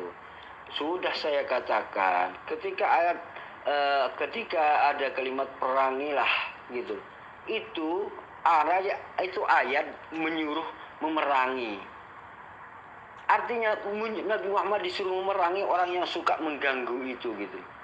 Orang yang suka mengganggu dengan kekuatannya, orang yang suka membantai dengan kekuatannya, maka Nabi Muhammad SAW dianjurkan untuk melawan orang-orang itu. Agar apa? Umat Islam tidak terus-terusan ditindas begitu. Nabi Muhammad bukan pemimpin zaman dulu itu. Pemimpinnya sudah ada gitu. Karena orang kafir itu selalu menindas umat Islam, maka Nabi Muhammad diperintahkan untuk melawan orang-orang yang kafir itu gitu. Nah, kalau orang yang kafir tidak mengganggu, ya dilindungi oleh Nabi Muhammad SAW. Karena apa? Nabi Muhammad SAW memperingatkan kepada umat Islam, jangan sampai mengganggu orang kafir yang tidak mengganggu umat Islam. Kalau sampai umat Islam mengganggu orang kafir yang diam saja, maka dia itu sama seperti mengganggu saya gitu. Ini ajaran dari Nabi Muhammad SAW gitu. Nah, kalau Anda mengatakan tuduhan Anda, wah perangi semuanya, kafir-kafir perangi, sampai dia itu, Anda sudah habis. Anda owek-owek langsung dibunuh sama umat Islam, Pak David. Anda ini kok gak mikir ke situ, gimana sih? Anda ini hidup di mayoritas Muslim, tahu nggak kamu ini? Kalau umat Islam ini diperintahkan untuk, Al-Quran memerintahkan untuk perang, saya kira semua umat Islam akan melaksanakan itu gitu. Umat Islam ini selalu patuh kepada Allah dan Rasulnya. Artinya kalau Al-Quran memerintahkan memerangi, memenggal semua orang Kristen, maka apa? Anda ini nggak akan bisa hidup di Indonesia gitu, ngerti nggak kamu? Nah, itulah, berhubung ucapan Anda cuma hanya berdasarkan fitnah, berdasarkan ocehan yang tidak ada maknanya, ya seperti itulah Anda gitu. Padahal di dalam Islam itu sudah jelas diajarkan oleh Nabi Muhammad SAW, jangan pernah mengganggu orang kafir dhimmi, jangan pernah mengganggu orang kafir yang tidak mengganggu Anda. Tetapi kalau ada orang kafir yang mengganggu Anda, perangilah dia, gitu loh. Itulah maksudnya gitu loh. Misalkan gini, kamu ini diem, kamu ini tidak mengganggu Islam, kamu ini selalu berdamai dengan Islam. Ya, ketika saya memerangi Anda, maka saya ini sama seperti mengganggu Rasulullah gitu loh. Itu loh Pak David. Perlu Anda ketahui itu. Tetapi kalau Anda sudah membantai umat Islam, sudah menganiaya umat Islam, maka saya ini harus memerangi Anda gitu loh. Perangilah gitu loh. Hasan, perangilah, maka saya harus memerangi Anda gitu. Begitu loh Pak David. Biar enggak bodoh terus Anda ini. Saya sudah jelaskan bolak-balik tentang ayat-ayat perang tersebut, tetapi Anda masih saja bodoh. Itulah kebodohan Anda sendiri. Makanya saya sering berkata kepada Anda, kalau dialog dengan orang bodoh itu ikut bodoh gitu loh. Gitu loh. Anda ini maksud saya bodoh di dalam Al-Quran gitu loh. Kalau Anda ingin bertanya gitu loh. Jangan memfitnah gitu loh. Jangan menuduh seperti itu gitu loh. Itulah kebodohan Anda. Saya kalau dialog dengan orang bodoh, ya ikut bodoh juga gitu loh.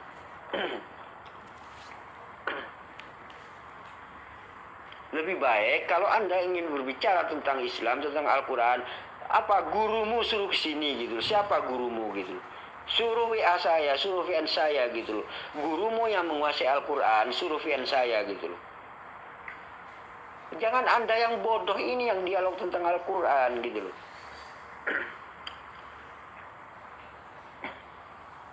Bah, Anda sering mengatakan begitu ya.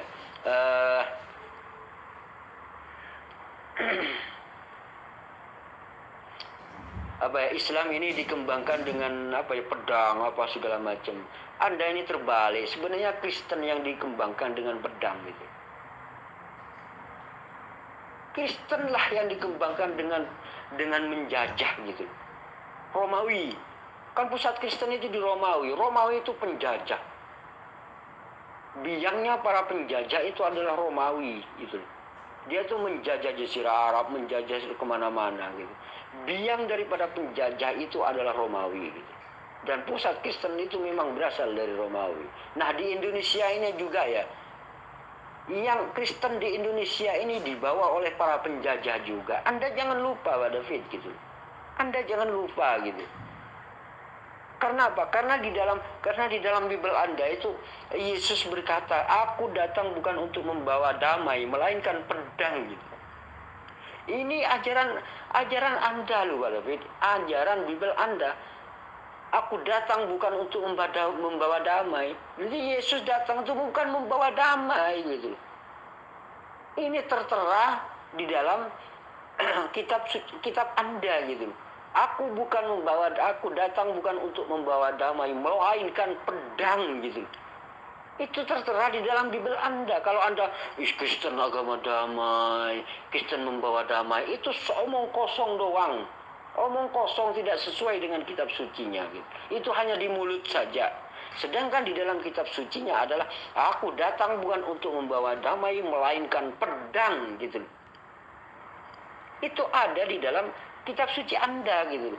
Kalau Anda mengatakan, oh Kristen jangan kasih, wah nggak cocok dengan Alkitabnya Anda. Anda ini penentang Alkitabnya Anda sendiri, gitu. Sedangkan Alkitabnya mengatakan, aku datang bukan untuk membawa damai, melainkan pedang, gitu. Artinya menjajah semuanya, gitu. Jadi agama penjajah itu memang sebenarnya Anda, gitu. Kristen itu, gitu. Yang dikembangkan dengan pedang itu adalah Kristen itu sendiri sebenarnya, gitu. Itu ada di dalam Bible-nya. Bahkan kalau saya baca itu di dalam Bible itu, kalau masalah pembunuhan itu sangat sadis sekali, gitu. Bunuhlah semua, tumpaslah orang hamil, orang tua, anak-anak kecil, binatang-binatang, habis, tumpas semua, jangan ada yang tersisa.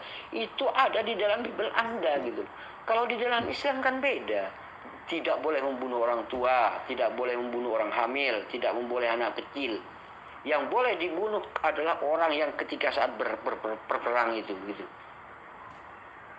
Tidak boleh tidak boleh apapun, tidak boleh kecuali ketika saat perang itu tok, gitu.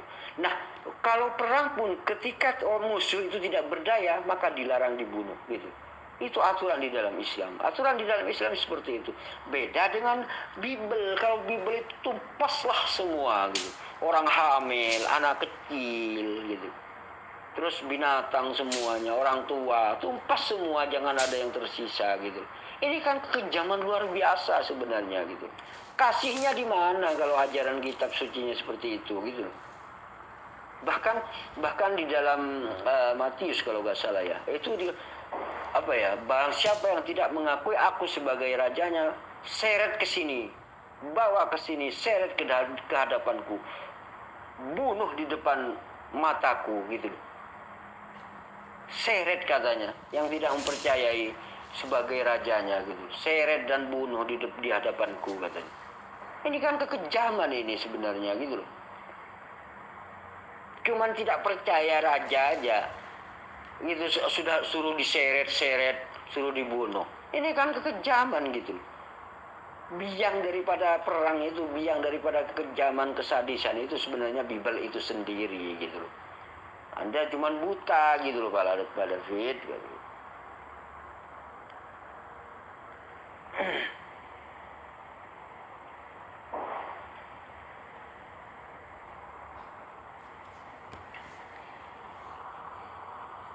Pak David, Anda sempat mengatakan bagi non-muslim atau bagi kafir, bagi non-muslim, Nabi Muhammad itu dianggap tidak sempurna, gitu. Sedangkan bagi umat Islam, Nabi Muhammad SAW adalah sosok yang manusia sempurna, kan begitu. Nah, ini kan beda memang, ini memang beda. Karena apa? Karena umat Islam ini datang berdasarkan sebuah fakta kebenaran yang ada, gitu. Sedangkan orang-orang kafir, orang Kristen ini cuman fobia, gitu loh. Tetapi kalau ada orang Kristen, orang kafir itu memang mencari benar, menyelidiki tentang Nabi Muhammad SAW, maka dia itu akan berkata, akan kagum kepada sosok Nabi Muhammad SAW. Kalau dia itu memang benar-benar mempelajari sosok Nabi Muhammad, gitu. Contoh salah satu orang yang mengarang urutan manusia berpengaruh di dunia ini, urutan pertama itu adalah Nabi Muhammad SAW. Ini yang mengarang ini bukan orang Muslim loh ya. Ini orang Kristen gitu loh. Tetapi dia itu jujur, karena jujur dalam mengakui gitu. Jujur mengakui karena kagum kepada sosok Nabi Muhammad sallallahu alaihi wasallam gitu. Dia itu padahal dia itu orang yang tidak bisa membaca dan menulis, sehingga dia itu mampu menciptakan hukum-hukum, mampu mengatur aspek dalam segala aspek kehidupan, menjadi pemimpin yang sangat berpengaruh, padahal dia itu tidak bisa membaca dan menulis. Ini adalah karena semua adalah disiapkan oleh Allah Subhanahu wa taala gitu. Kagum kepada Nabi Muhammad, sedangkan Anda cuma fobia gitu loh, belum tahu sudah menolak gitu loh. Itu kan kebodohan Anda sendiri. Makanya saya sering mengatakan, kalau saya berdialog dengan orang bodoh, maka saya ikut-ikutan bodoh gitu loh. Maka lebih baik Anda ini mencari orang siapa yang pinter, profesor Kristen gitu loh, atau profesor doktor Kristen gitu yang tahu Al-Qur'an gitu loh. Kalau jangan cuman Anda, saya itu ingin berdialog dengan orang yang kalau masalah Al-Qur'an gitu loh. Jangan orang bodoh seperti Anda. Anda ini kan nggak bisa apa-apa tentang Al-Qur'an. Baca aja nggak bisa. Saya yakin Anda ini nggak bisa baca. Bagaimana bisa saya mau berdialog dengan Anda tentang Al-Qur'an gitu loh. Ya makanya saya itu dalam menjelaskan ya sebatas kemampuan Anda saya ukur gitu. Kenapa? Ketika saya berbicara dengan anak TK, maka jangan terlalu tinggi-tinggi penjelasannya, jangan terlalu tinggi-tinggi, sesuaikan dengan yang dihadapi gitu. Makanya saya itu selalu menjelaskan sesuai dengan orang yang saya hadapi gitu. Berhubung Anda ini tidak tahu apa-apa tentang Al-Qur'an, ya saya jelaskan sesuai dengan pengetahuan Anda gitu loh. Itu yang perlu Anda ketahui gitu loh. Nah, ada sering juga mengatakan ini, buat Kristen Yesus itu Tuhan, kan buat Muslim Yesus itu bukan Tuhan gitu loh. Artinya hanya seorang utusan, itu untuk orang Israel gitu bagi Muslim. Nah, sebenarnya yang salah ini siapa? Yesus itu hanya mengaku utusan hanya untuk Israel saja gitu.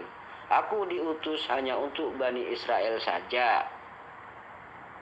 Sedangkan Yesus tidak pernah mengaku dirinya sebagai Tuhan. Nah, kalau Anda menuhankan, itu namanya asumsi, itu namanya klaim gitu loh. Anda menuhankan Yesus ini hanya sebatas klaim semata gitu, hanya angan-angan berdasarkan persangkaan semata. Anda ini cuma menyangka-nyangka gitu. Jadi Anda menuhankan Yesus ini hanya berdasarkan persangkaan, bukan berdasarkan ajaran Yesus. Sementara umat Islam mengatakan Yesus utusan hanya untuk Bani Israel. Yesus diutus untuk Israel saja. Itu tertera di dalam Bible Anda sendiri gitu. Yesus mengaku, aku hanya diutus untuk Bani Israel saja gitu. Ini pengakuan Yesus ada di dalam gitu. Berarti yang benar itu orang Islam gitu. Sementara Anda orang Kristen itu hanya berdasarkan asumsi, berdasarkan klaim gitu, berdasarkan persangkaan semata, bukan berdasarkan ajaran Yesus gitu. Nah itu beda kualitas antara umat Islam dan Kristen. Kalau umat Islam percaya berdasarkan yang ada sesuai teks gitu. Kalau umat Kristen percaya pada sesuai asumsi, gitu aja, itu bedanya gitu.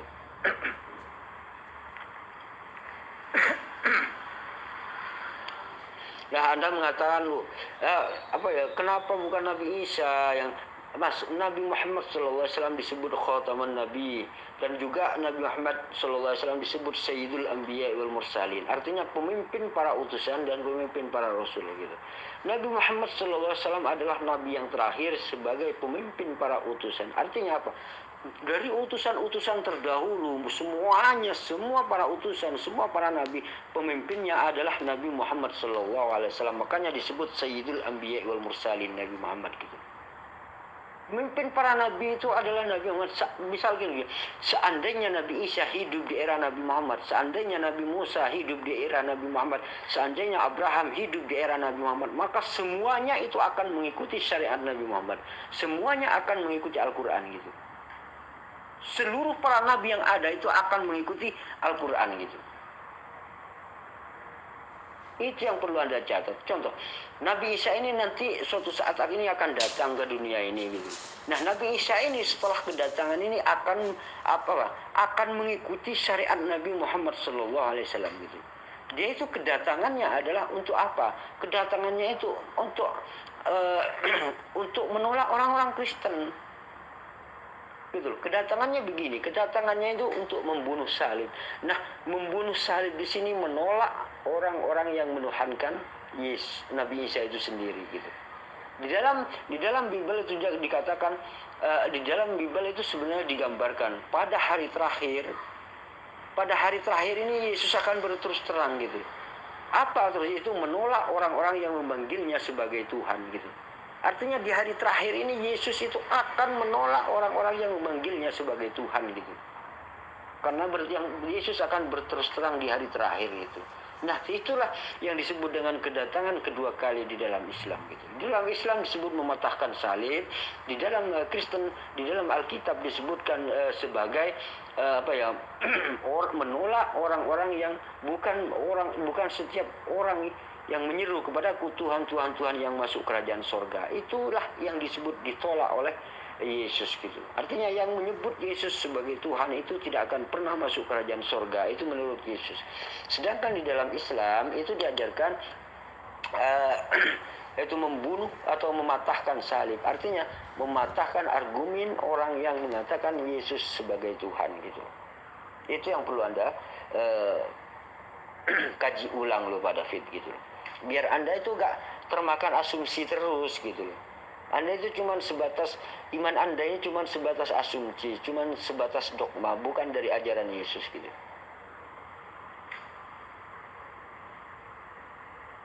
Nah, itulah kenapa, karena Nabi Muhammad SAW ini adalah sebagai Sayyidul Anbiya wal Mursalin, maka Nabi Muhammad SAW ini kedudukannya memang lebih tinggi daripada para utusan lainnya, karena Nabi Muhammad adalah pemimpin para utusan gitu.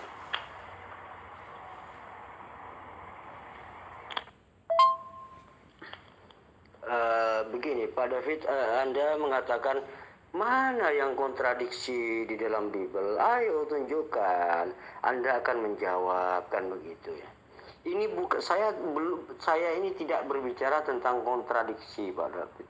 Kalau kontradiksi mungkin banyak sekali terjadi di dalam Bible itu sendiri. Yang saya bahas di sini adalah tentang ini perubahan. Bible itu berubah gitu. Bible Anda ini berubah, bukan hanya sekedar kontradiksi, tetapi berubah. Kalau kontradiksi mungkin gini, ayat lain berbeda kontradiksi dengan ayat yang lainnya, kan begitu. Itu kontradiksi, tetapi di sini berubah. Ayat yang sama mengalami sebuah pengeditan gitu atau perubahan gitu. Perubahan angka. Contoh, misalkan di dalam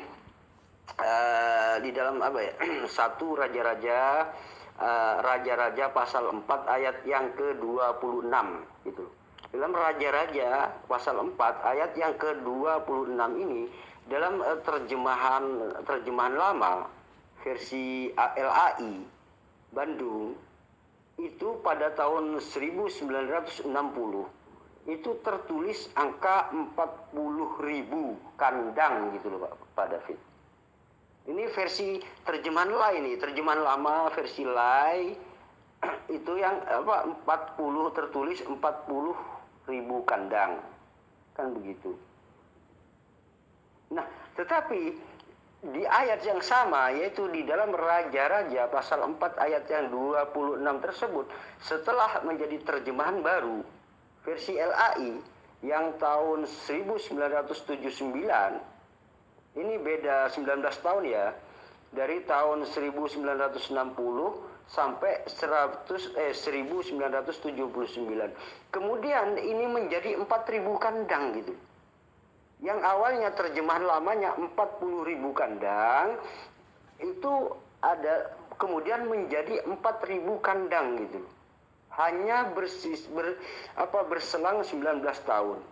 Pada tahun 60-an itu tertulis 40.000 kandang. Itu versi yang sama yaitu terjemahan lama versi LAI.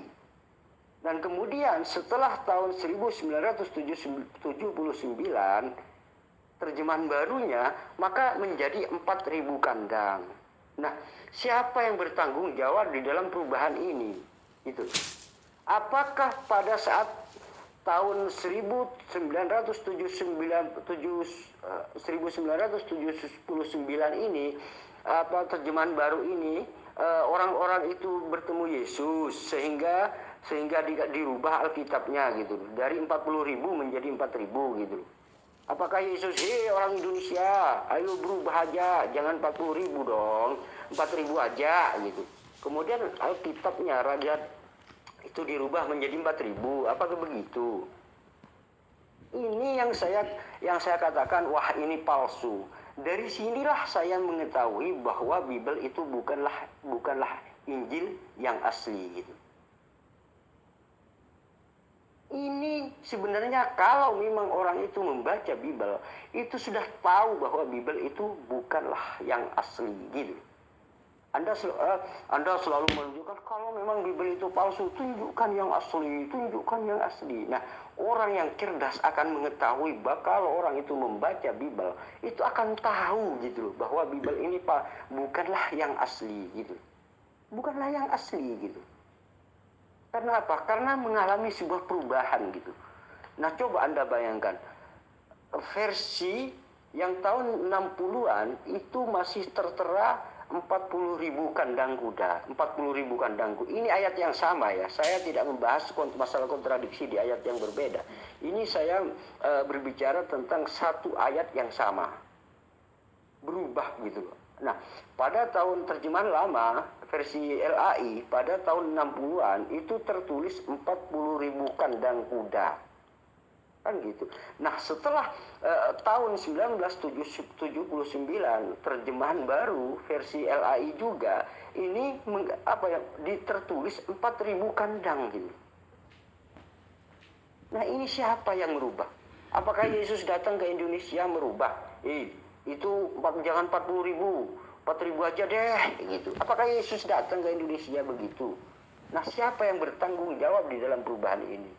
Ini namanya dirubah oleh tangan-tangan mereka sendiri gitu loh. Makanya di dalam kalau di dalam Al-Qur'an, apa yang mereka tulis dengan tangan-tangannya sendiri disebut dengan datang dari Allah. Itulah yang disebut dengan perubahan, berubah. Makanya kalau Islam mengatakan Bible itu adalah berubah, bukan yang asli, itu memang benar, fakta terjadi gitu. Karena apa? Karena versi terjemahan lama dengan terjemahan baru, versi LAI, ini juga berubah gitu. Salah satu contoh ini aja gitu. Jadi awalnya yang pada tahun 1960 itu tertulis 40.000, kemudian setelah tahun 1979 kemudian tiba-tiba berubah menjadi 4.000. Apakah Anda masih mengatakan ini asli? Bagaimana Anda bisa menjawab hal ini gitu? Artinya begini, itu disekat-sekat, itu menjadi 4.000 gitu.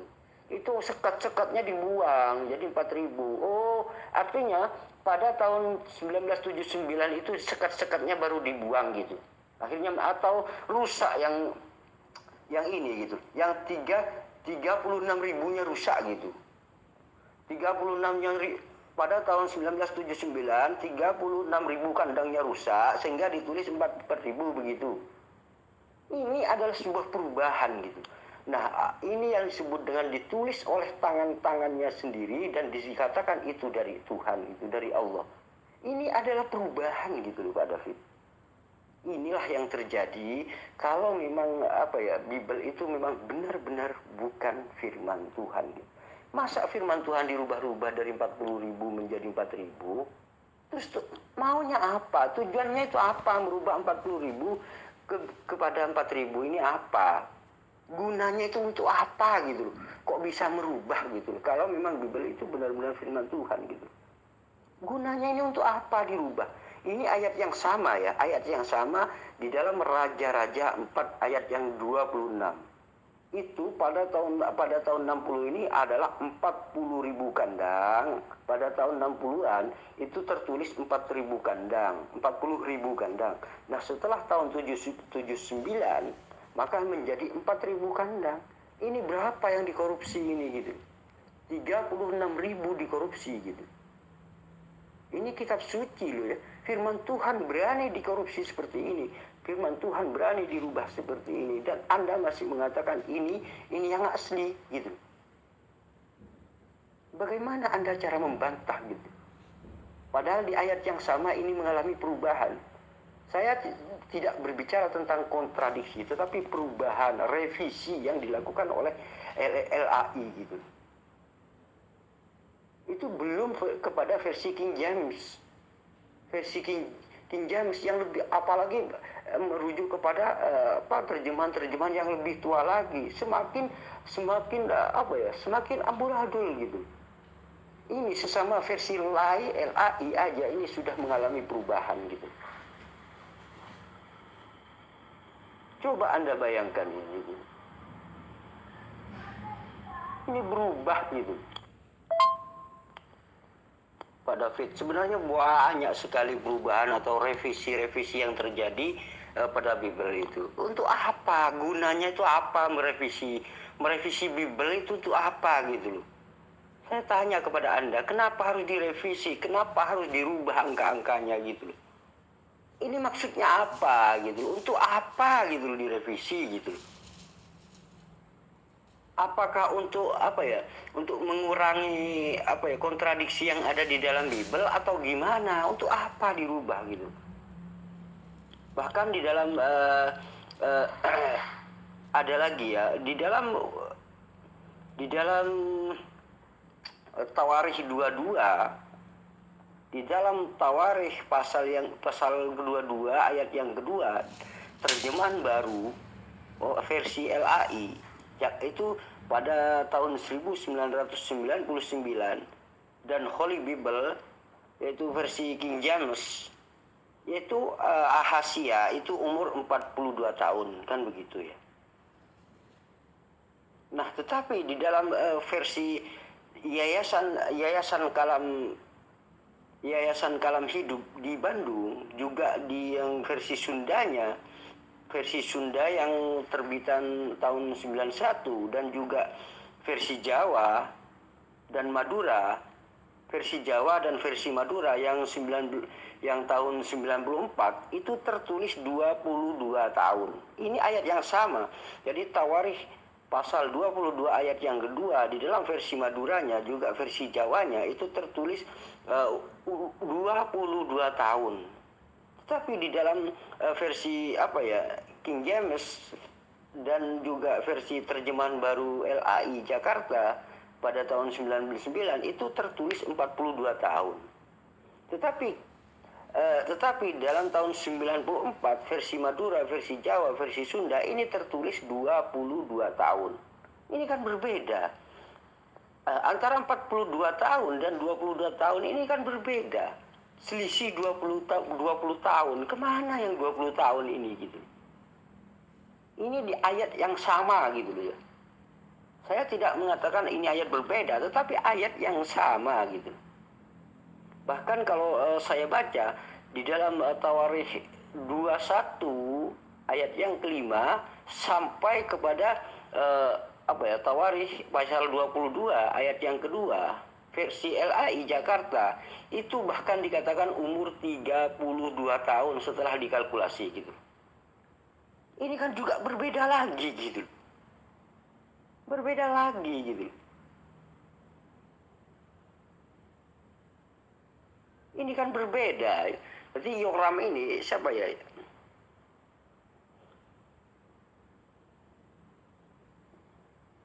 Jadi Yoram ini umur 32 tahun saat memimpin, ini hanya 80 tahun. Artinya Yoram ini umur 40 tahun.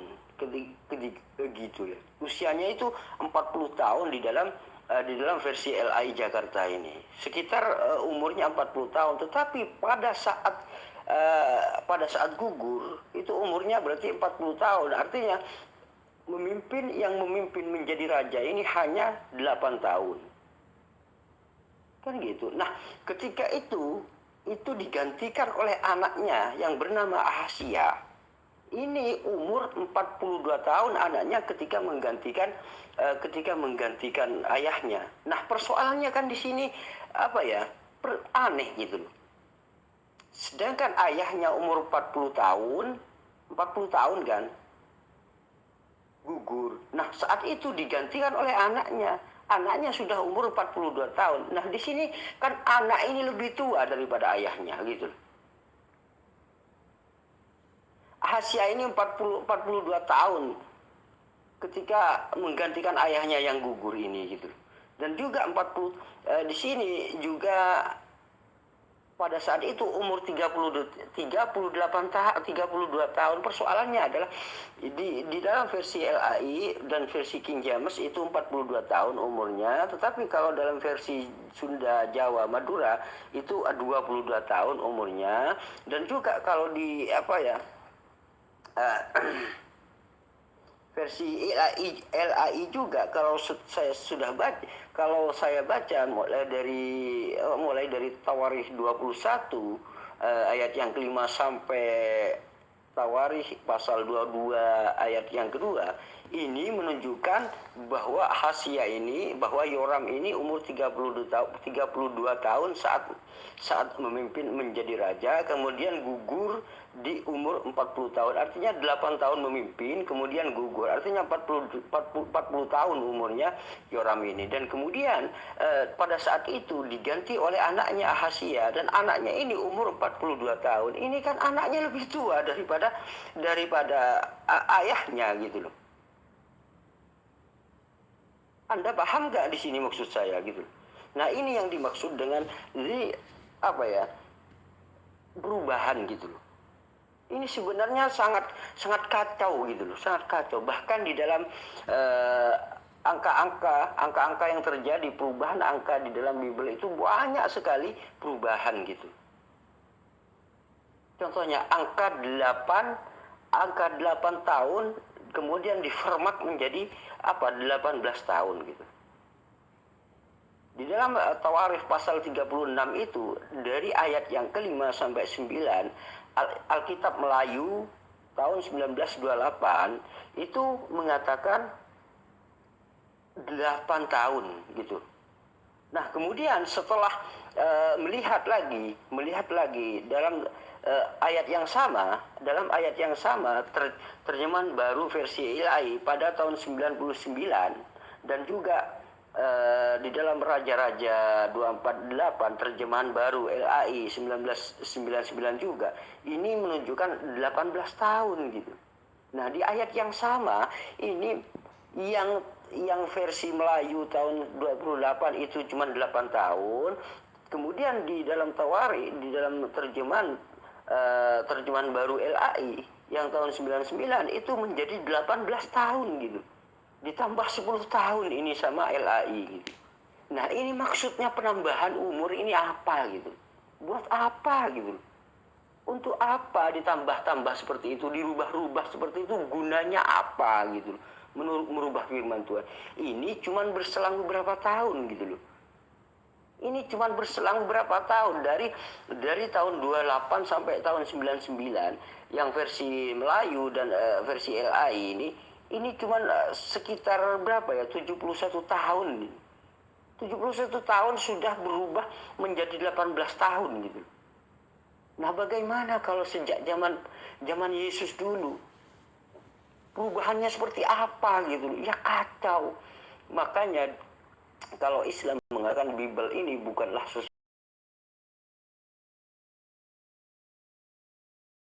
banyak sekali perubahan gitu. Nah, Anda selalu mengatakan tunjukkan yang asli. Padahal dengan membaca Bible itu sendiri, dengan mempelajari Bible itu sendiri, sudah tahu bahwa Bible itu bukanlah yang asli gitu. Tetapi kalau orang itu cerdas, tapi kalau hanya sekedar imani saja, jangan bertanya, imani saja, misalnya jangan menentang, imani saja. Ya, kalau hanya berdasarkan itu ya maklumlah gitu. Maklumlah, saya maklumi Anda gitu loh. Kalau cuma sekadar imani aja gitu ya. Tetapi kalau orang cerdas, kalau orang ahli berpikir, ya dia itu dengan membaca aja sudah tahu bahwa Bible itu bukanlah yang asli gitu loh. Itu yang perlu Anda renungi juga gitu.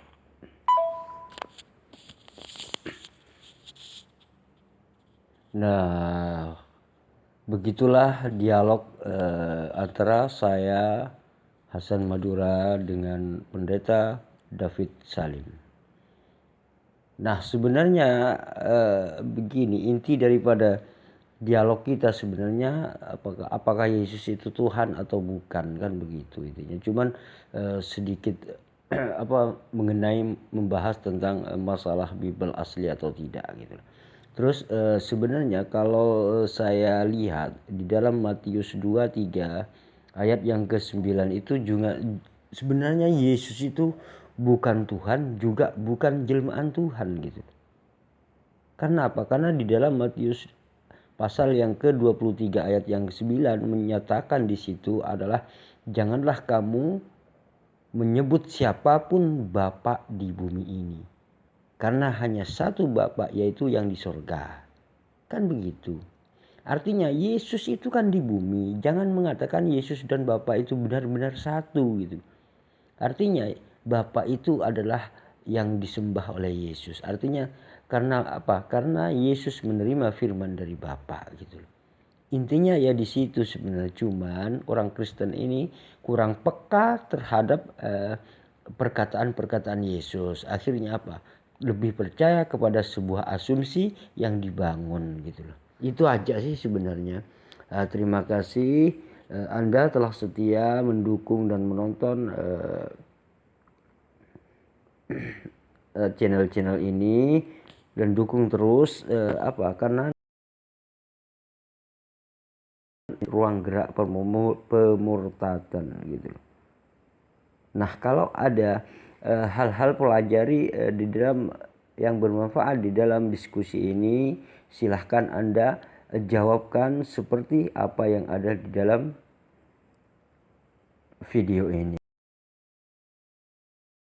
Warahmatullahi wabarakatuh.